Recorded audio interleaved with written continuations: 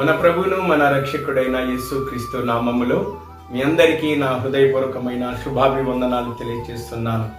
సత్యం haven ministry ద్వారా ఈ దినము మన అంశం ప్రత్యక్ష గుడారం. ప్రియ దేవుని ప్రజలారా, ప్రత్యక్ష గుడారంను గురించి మనము గత మన ఛానల్ సత్యం హెవెన్ మినిస్ట్రీ ఛానల్లో పార్ట్ 1 పార్ట్ 2గా క్రమబద్ధముగా ప్రత్యక్ష గుడారం గురించి చెప్పడం జరిగింది. కాబట్టి ఇప్పుడు మనము ద్వారం అంటే ప్రహరీ ఆవరణను ద్వారాన్ని దాటుకొని ఆ ద్వారం యేసుక్రీస్తే మనము ఆ యొక్క థంబ్నెయిల్లో మనం చూడొచ్చు. ఆ ద్వారం యేసుక్రీస్తు. ఆ ద్వారం దాటానే బలిపీఠం ఉంటుంది. ఆ బలిపీఠము కూడా యేసుక్రీస్తు ప్రభుల వారిని సూచిస్తాను. ఆ గొర్రె బలిపీఠము దగ్గర ఏం చేయాలా? గొర్రెను తీసుకొని పోవాలి, లేకపోతే ఒక కోడెను మేకను తీసుకొని పోయి అక్కడ ఆ మేకను వధించాలి. అది వధించడానికి దేవుడు యాజకత్వము చేస్తున్న అహరోను వంశస్థులకు ఒక మాట చెప్పాడు. ఆ గొర్రెను గాని ఆ కోడెను గాని తీసుకొచ్చినప్పుడు దాని మీద చేతులుంచి యాజకుడు దానికి ప్రార్థన చేయాలి. అక్కడ చేతులు పెట్టి ఎందుకు పెట్టాలా చూద్దాం. దేవుడు చెప్పాడు. నిర్గమాకాండము 29వ అధ్యాయము 10వ వచనం. మరియు నీవు ప్రత్యక్ష గుడారమున ఎదుటికి ఆ కోడెను తిప్పింపవలెను.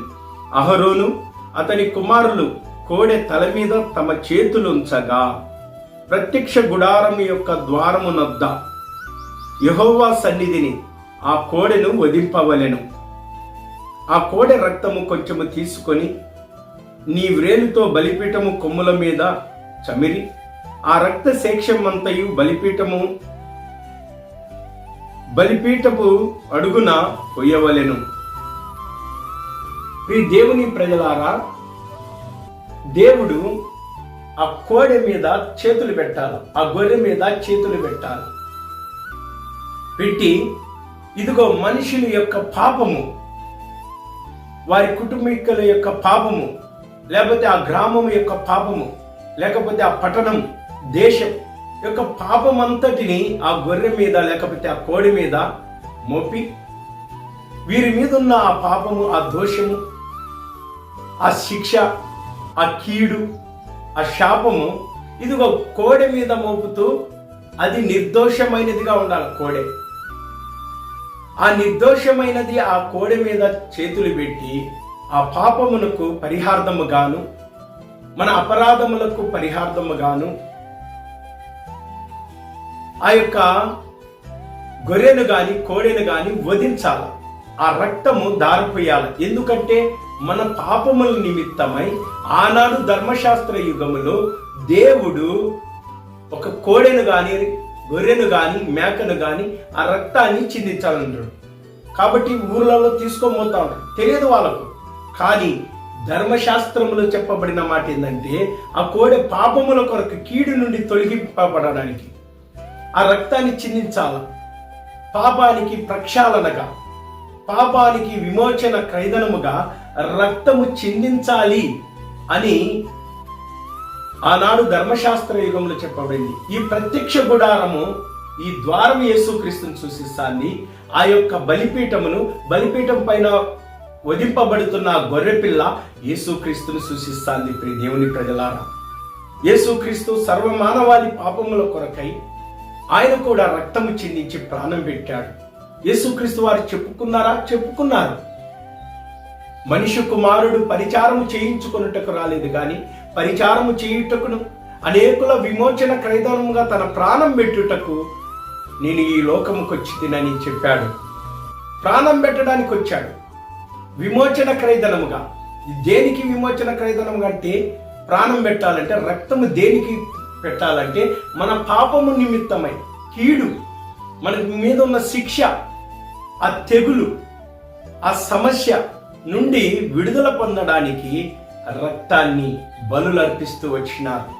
ప్రియ దేవుని ప్రజలారా, నిజమైన బలి యేసుక్రీస్తు ప్రభు సర్వమానవాళి కొరకు రక్తం చిందించి ప్రాణం పెట్టాడు. ఆ బలియాగము ద్వారా సమస్త మానవాళికి పాపము నుండి శాపము నుండి మరణము నుండి, ఆ కీడు నుండి వారు తొలగింపబడి ఆయన రక్తములో కడగబడిన వారు నీతిమంతులుగా, పరిశుద్ధులుగా చేయబడుతున్నారు. వారికి దేవుడి నిత్య జీవం, యేసు రక్తములో కడగబడిన నిన్ను పవిత్రునిగా, నిర్దోషినిగా దేవుడు చేస్తాడు.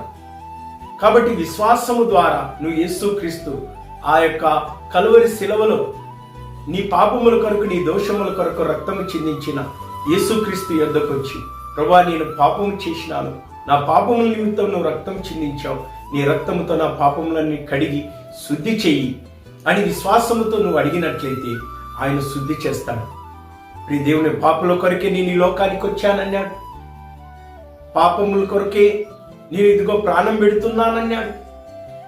ముందుగానే ప్రవచనం కూడా యెషయా గ్రంథము 53వ అధ్యాయము 12వ వచనంలో కూడా ఇదిగో పాప భారమును ఆయన భరిస్తాడు, భరించి రక్తము ధారపోస్తాడని రాయబడింది. ఆయన మరణాన్ని గురించి యెషయా గ్రంథం 53వ అధ్యాయంలో మన యొక్క దోషములు, మన అతిక్రమములు ఆయన మీద మోపబడి నలగొట్టబడతాడని, దున్నబడతాడని, వధింపబడిన గొర్రెపిల్లగా ఇదిగో ఆ బలిపీఠం మీద వధింపబడిన గొర్రెపిల్లను చూస్తున్నా.